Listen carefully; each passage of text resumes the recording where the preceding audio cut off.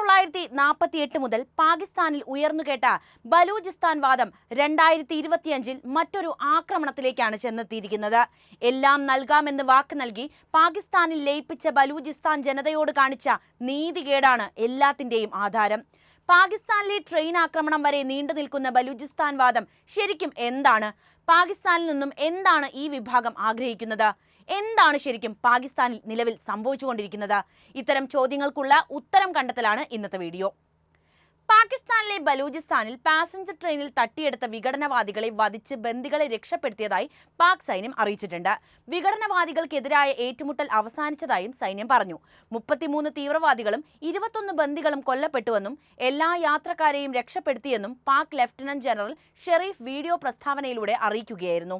കഴിഞ്ഞ ദിവസമാണ് ക്വറ്റയിൽ നിന്ന് പെഷവാറിലേക്ക് പോവുകയായിരുന്ന ജാഫർ എക്സ്പ്രസ് ഭീകരർ തട്ടിയെടുക്കുന്നത്.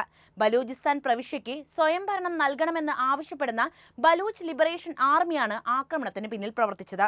ട്രെയിനിലുള്ള യാത്രക്കാരുമായി ബന്ധപ്പെടാനുള്ള ശ്രമങ്ങൾ തുടരുകയാണെന്ന് പാകിസ്ഥാൻ റെയിൽവേ അറിയിച്ചിട്ടുണ്ടായിരുന്നു. 30 സൈനികരെ വധിച്ചാണ് ട്രെയിനിന്റെ നിയന്ത്രണം അവർ ഏറ്റെടുത്തത്. സുരക്ഷാ ചുമതലയുള്ളവർ അടക്കം യാത്രക്കാരിൽ 214 പേരെ BLA ബന്ദികളാക്കുകയും ചെയ്തിരുന്നു. ബലൂചിസ്ഥാൻ ലിബറേഷൻ ആർമിയിൽ ഏകദേശം 3000-ഓളം വിഘടനവാദികൾ ഉണ്ടെന്നാണ് പാകിസ്ഥാൻ അധികാരികളും വിശകലന വിദഗ്ധരും കണക്കാക്കുന്നത്. ഈ സംഘം പ്രധാനമായും ലക്ഷ്യമിടുന്നത് പാകിസ്ഥാനിലെ സുരക്ഷാ സേനയെയാണെങ്കിലും ചൈന പാകിസ്ഥാൻ സാമ്പത്തിക ഇടനാഴിയുമായി അതായത് CPECയുമായി ബന്ധപ്പെട്ട കോടിക്കണക്കിന് ഡോളർ പദ്ധതികളിൽ പ്രവർത്തിക്കുന്ന സിവിലിയന്മാരെയും അതുപോലെ ചൈനീസ് പൗരന്മാരെയും ഇവർ ആക്രമിച്ചിട്ടുണ്ട്. നേരത്തെയും BLA ഈ പ്രദേശത്ത് ആക്രമണം അഴിച്ചുവിട്ടിരുന്നു.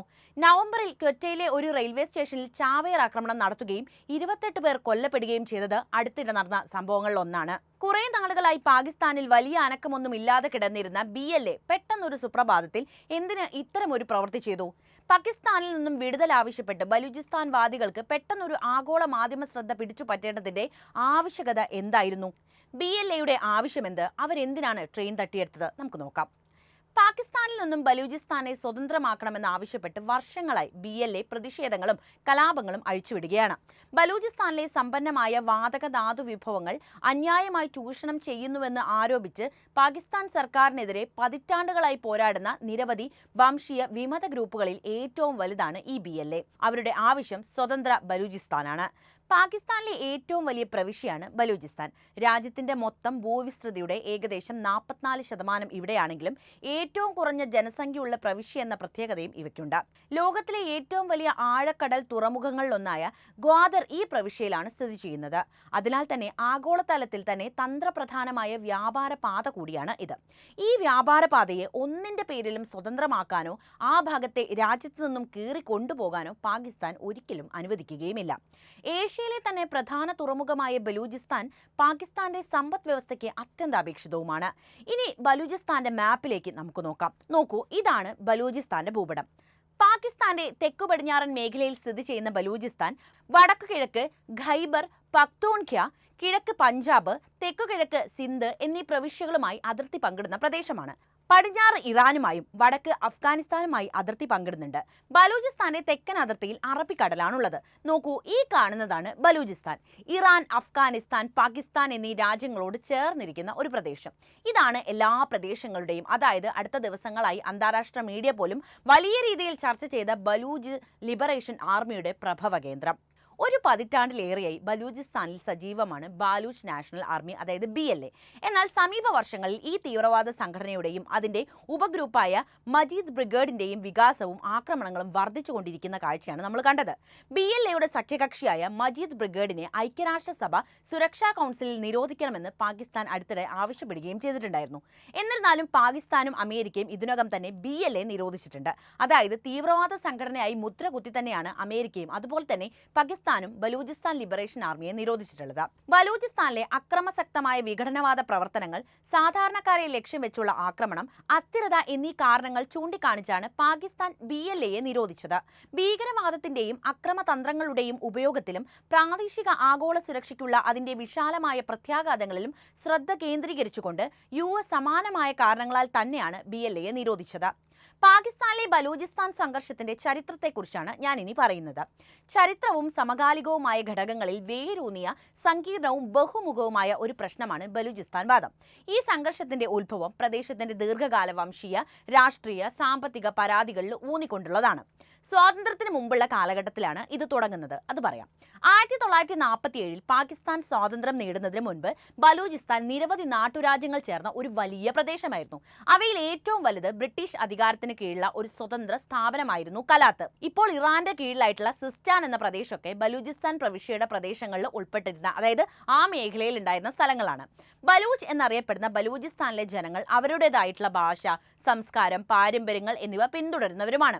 1947 ഇന്ത്യ സ്വാതന്ത്ര്യം നേടിയപ്പോൾ ബ്രിട്ടീഷ് ഇന്ത്യ 2 രാജ്യങ്ങളായി വിഭജിക്കപ്പെട്ടു. ഒന്ന് നമ്മുടെ ഇന്ത്യ, മറ്റേത് പാകിസ്ഥാൻ. കാലാത്ത് എന്ന നാട്ടുരാജ്യത്തിന് ഇന്ത്യയിലോ പാകിസ്ഥാനിലോ ചേരാനുള്ള ഒരു ഓപ്ഷനും ബ്രിട്ടീഷുകാർ നൽകുന്നുണ്ട്. പ്രദേശത്തിന്റെ ഭരണാധികാരിയായിരുന്ന കലാത്തിലെ ഖാൻ തുടക്കത്തിൽ സ്വാതന്ത്ര്യം നിലനിർത്താൻ ശ്രമിച്ചു. സ്വതന്ത്രമായി തന്നെ നിൽക്കണമെന്നാണ് അഹമ്മദ് യാർ ഖാൻ കരുതിയെങ്കിലും പാകിസ്ഥാനിൽ നിന്നും വന്ന സമ്മർദ്ദത്തെ തുടർന്ന് 1948 മാർച്ച് 27 ബലൂചിസ്ഥാൻ പാകിസ്ഥാനിൽ ലയിപ്പിക്കാൻ തന്നെ തീരുമാനിക്കുകയായിരുന്നു. പക്ഷേ മറ്റൊരു സംസ്കാരവും പൈതൃകവും പിന്തുടരുന്ന ജനതയെ സംബന്ധിച്ച് അത്ര പെട്ടെന്ന് അതൊന്നും അംഗീകരിക്കാൻ അവർക്ക് മനസ്സുണ്ടായിരുന്നില്ല. ഖാന്റെ ഈ തീരുമാനം വലിയ സംഘർഷത്തിലേക്കാണ് കാര്യങ്ങളെ കൊണ്ടെത്തിക്കുന്നത്. ഒന്നാം ബലൂച്ച് കലാപം 1948 മുതൽ 1958 വരെ നടന്ന ബലൂച്ച് കലാപമാണ് അതിൽ ഏറ്റവും സുപ്രധാനമായിട്ടുള്ള ഒരു കാര്യം. ബലൂചിസ്ഥാൻ പാകിസ്ഥാനിൽ ലയിപ്പിച്ചതിന് തൊട്ടു പിന്നാലെ 1948 ആദ്യത്തെ ബലൂച്ച് കലാപം പൊട്ടിപ്പുറപ്പെട്ടു. കലാത്ത് ഖാന്റെ നേതൃത്വത്തിലുള്ള ബലൂച്ച് ദേശീയവാദികൾ നിർബന്ധിത അധിനിവേശത്തെ നിരാകരിക്കുകയും സ്വയംഭരണത്തിന് ആഹ്വാനം ചെയ്യുകയും ചെയ്തു. ബലൂച്ച് ജനത പാകിസ്ഥാനിൽ ചേരാൻ സമ്മതിച്ചിട്ടില്ലെന്ന് അവർ വാദിച്ചു. കലാത്തിന്റെ പരമാധികാരം പുനഃസ്ഥാപിക്കണമെന്ന് അവർ ആവശ്യപ്പെട്ടുകൊണ്ടേയിരുന്നു. വിഷയത്തിൽ പാക് സൈന്യം പെട്ടെന്ന് ഇടപെട്ടു. 1958 രാജ്യത്ത് പട്ടാള നിയമം നിലവിൽ വന്നതോടെ കലാപം അടിച്ചമർത്തപ്പെട്ടു. ബലൂച്ച് ദേശീയ നേതൃത്വത്തെ നാടുകടത്താനും അറസ്റ്റ് ചെയ്ത് ജയിലിൽ അടയ്ക്കാനുമായിരുന്നു പാക് പട്ടാളം തീരുമാനിച്ചത്. പക്ഷേ ചെറുത്തുനിൽപ്പിന്റെ വിത്തുകൾ പാകാൻ 10 വർഷം നീണ്ടുനിന്ന ഈ കലാപത്തിന് സാധിച്ചു എന്ന് വേണം മനസ്സിലാക്കാൻ. അങ്ങനെയാണ് രണ്ടാം ബലൂച്ച് കലാപം, അതായത് 1973 മുതൽ 77 വരെ നീണ്ട കലാപമാണ് ഇത്. 1970കളിലാണ് രണ്ടാമത്തെ വലിയ ബലൂച്ച് കലാപം ഉണ്ടാകുന്നത്. സാമ്പത്തിക വികസനക്കുറവ്, രാഷ്ട്രീയ അടിച്ചമർത്തൽ, രാഷ്ട്രീയ സ്വയംഭരണത്തിന്റെ അഭാവം എന്നിവയായിരുന്നു ഇതിലേക്ക് എത്തിച്ച ഘടകങ്ങൾ. പാകിസ്ഥാനിൽ ബലൂചിസ്ഥാൻ പ്രവിശ്യ രൂപീകരിച്ചതിനു ശേഷം എണ്ണ, വാതകം, ധാതുക്കൾ തുടങ്ങിയ പ്രകൃതി വിഭവങ്ങൾ പ്രവിശ്യ സമ്പന്നമായിരുന്നിട്ടും രാഷ്ട്രീയമായും സാമ്പത്തികവുമായി തങ്ങൾ അരികുവൽക്കരിക്കപ്പെട്ടതായി ബലൂചിസ്ഥാൻ ജനതയ്ക്ക് തോന്നുന്നുണ്ട്. 1973 ഒരു രാഷ്ട്രീയ പ്രതിസന്ധിയെ തുടർന്ന് പ്രമുഖ ബലൂച്ച് ദേശീയവാദിയായ സർദാർ അതൗല മെഘലിന്റെ നേതൃത്വത്തിലുള്ള ബലൂചിസ്ഥാൻ പ്രവിശ്യ സർക്കാരിനെ പാകിസ്ഥാൻ സർക്കാർ പിരിച്ചുവിട്ടു. ഈ പിരിച്ചുവിടലും തുടർന്നുള്ള സൈനിക നടപടിയും വ്യാപകമായ ബലൂച്ച് പ്രതിരോധത്തിലേക്കാണ് കാര്യങ്ങളെ കൊണ്ടെത്തിച്ചത്. അത് സായുധ കലാപമായി വളർന്നു വന്നു. ഈ കലാപത്തിനിടെ ബലൂച്ച് കലാപകാരികൾ പാകിസ്ഥാൻ സൈനിക താവളങ്ങളും സർക്കാർ സ്ഥാപനങ്ങളും ആക്രമിച്ചു. പാകിസ്ഥാൻ സൈന്യം അതിശക്തമായി തന്നെ ഇതിനോട് പ്രതികരിക്കുകയും ചെയ്തു. അതിന്റെ ഫലമായി ഇരുവശത്തും കാര്യമായ നാശനഷ്ടങ്ങളും സംഭവിച്ചിട്ടുണ്ട്. 1970കളുടെ അവസാനം വരെ ഈ കലാപം തുടർന്നു പോന്നു. 1977 ഒരു സൈനിക അട്ടിമറിയിലൂടെ സുൽഫിക്കർ അലി ഭൂട്ടോ സർക്കാർ അട്ടിമറിക്കപ്പെട്ടതിനു ശേഷം ഭാഗികമായി കലാപം അടിച്ചമർത്തപ്പെട്ടു. എന്നിരുന്നാലും ബലൂച്ച് ജനതയുടെ പരാതികൾ വലിയ തോതിൽ പരിഹരിക്കപ്പെട്ടതുമില്ല. 1977 ശേഷവും സമരങ്ങൾ നടന്നുകൊണ്ടേയിരുന്നു. 1973, 1977 കലാപത്തെ തുടർന്ന് ബലൂചിസ്ഥാൻ താരതമ്യേന ശാന്തമായ ഒരു കാലഘട്ടത്തിലേക്ക് പ്രവേശിച്ചിരുന്നു. എന്നാൽ ബലൂച്ച് അതൃപ്തിയുടെ മൂലകാരണങ്ങൾ അപ്പോഴും അവിടെ പ്രകടമായി തന്നെ നിന്നു. രാഷ്ട്രീയ സ്വയംഭരണത്തിന്റെ അഭാവം, സാമ്പത്തിക അവഗണന, മനുഷ്യാവകാശ ലംഘനങ്ങൾ എന്നീ വിഷയങ്ങളൊന്നും പരിഹരിക്കാൻ മാറി മാറി വന്ന പാകിസ്ഥാൻ ഭരണകൂടത്തിനായില്ല. 1980കളുടെയും 1990കളുടെയും ഇടയ്ക്കുള്ള കാലഘട്ടത്തിൽ പ്രതിഷേധങ്ങളും ചെറിയ കലാപ പ്രസ്ഥാനങ്ങളും ഒക്കെ ഉണ്ടായി വന്നു. എന്നാൽ മുമ്പത്തെ കലാപങ്ങളുടെ അതേ തീവ്രത അവയ്ക്ക് ഉണ്ടായിരുന്നില്ല എന്നതാണ് വസ്തുത. 2000ന്റെ തുടക്കത്തിൽ ബലൂച്ച് ദേശീയ പ്രസ്ഥാനം കൂടുതൽ തീവ്രവാദ സ്വഭാവം കൈക്കൊള്ളാൻ തുടങ്ങുന്നുണ്ട്. ഈ കാലയളവിൽ ബലൂചിസ്ഥാൻ ലിബറേഷൻ ആർമി, അതായത് BLA, പാകിസ്ഥാനിൽ നിന്ന് ബലൂചിസ്ഥാന്റെ സ്വാതന്ത്ര്യത്തിനായി വാദിക്കുന്ന ഒരു പ്രമുഖ വിമത ഗ്രൂപ്പായി ഉയർന്നു വന്നു. മറ്റ് തീവ്രവാദ ഗ്രൂപ്പുകളോടൊപ്പം BLA പാകിസ്ഥാൻ സൈനിക സേന, അടിസ്ഥാന സൗകര്യങ്ങൾ, സർക്കാർ സ്ഥാപനങ്ങൾ എന്നിവയ്ക്കെതിരെ ആക്രമണ പരമ്പരകൾ അഴിച്ചുവിട്ടു. പാകിസ്ഥാൻ ഭരണകൂടം സൈനിക നടപടികളിലൂടെ BLAക്കെതിരെ ശക്തമായി പ്രതികരിച്ചിരുന്നു. ഇത് കനത്ത നാശനഷ്ടങ്ങൾക്കും വ്യാപകമായ മനുഷ്യാവകാശ ലംഘനങ്ങൾക്കും കാരണമായി. പാകിസ്ഥാനിലെ ബലൂചിസ്ഥാൻ സംഘർഷം വംശീയ, രാഷ്ട്രീയ, സാമ്പത്തിക, തന്ത്രപരമായ ഘടകങ്ങൾ ഉൾപ്പെടുന്ന ദീർഘകാലമായി നിൽക്കുന്ന സങ്കീർണമായ ഒരു പ്രശ്നം തന്നെയാണ്. അനുരഞ്ജനത്തിനും കൂടുതൽ സ്വയംഭരണാവകാശം നൽകുന്നതിനും നിരവധി ശ്രമങ്ങൾ നടത്തിയിട്ടും ബലൂജിന്റെ പരാതികൾ വലിയ തോതിൽ പരിഹരിക്കപ്പെട്ടിട്ടില്ല.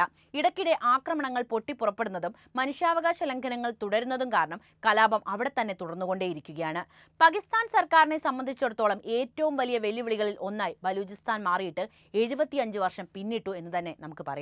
ഇപ്പോഴടുത്തുണ്ടായ സംഭവവും ഇതിന്റെ ചുവട് പിടിച്ചിട്ടാണ് നമ്മൾ വായിച്ചെടുക്കേണ്ടത്. എന്തായാലും BLAയുടെയും അതുപോലെ തന്നെ ബലൂചിസ്ഥാൻ വാദവും എന്താണെന്ന് മനസ്സിലായെന്ന് കരുതുന്നു.